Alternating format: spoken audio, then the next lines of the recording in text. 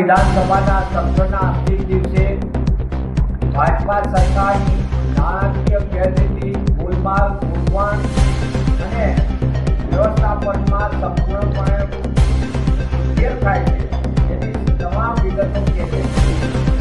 અંતિમ દિવસે કેગનો અહેવાલ રજૂ થવાની પ્રકારની પસંદગી કરીને ભાજપ સરકાર પોતાના કૌભાંડ અને કારનામાને છુપાવવા માંગે છે અને બંધારણ વ્યવસ્થાથી દૂર ભાગે છે. કેગના નામે ગુમરાહ કરનાર ભાજપા સરકાર પોતાના રાજ્યોની અંદર અને કેન્દ્ર સરકારમાં પણ ભલામણોને અને કેગ દ્વારા ઉજાગર થયેલી વાતોને સંપૂર્ણપણે અવગણના કરે છે.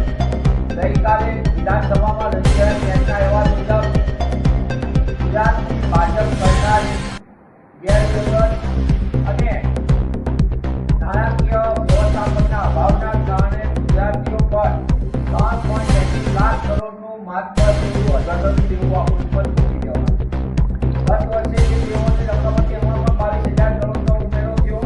રાજ્ય સરકારની બજાર લોન 3.11 લાખ કરોડ જેટલી માત્ર અને આ જે કેગે રજૂ કર્યું એ ગત વર્ષના નાણાકીય નવું દેવું તો આના કરતાં પણ 4.25 લાખ કરોડ આસપાસ છે. એટલે કે જન્મ લેતો દરેક ગુજરાતી બાળક ગુજરાતની ધરતી પર મોત 61,000 જેટલા માત્ર દેવા સાથે જન્મ.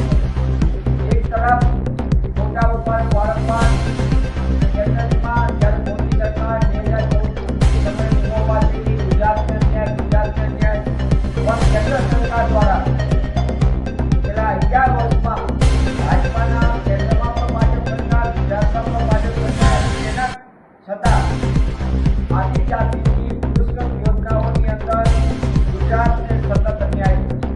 અનુસૂચિત જાતિ પોલિસી હોય, અનુસૂચિત જનજાતિ પોલિસી હોય અને અન્ય બાહ્ય માટેની વિકાસ યોજનાઓ હોય તેના પણ નાણાં આપવામાં ગુજરાતને અન્યાય છે. ગત વર્ષની સરખામણી કરતાં સવા 200 કરોડ એટલે 225 કરોડ કરતાં પણ વધુની આવક આપણને ઓછી આપવામાં આવ્યા છે.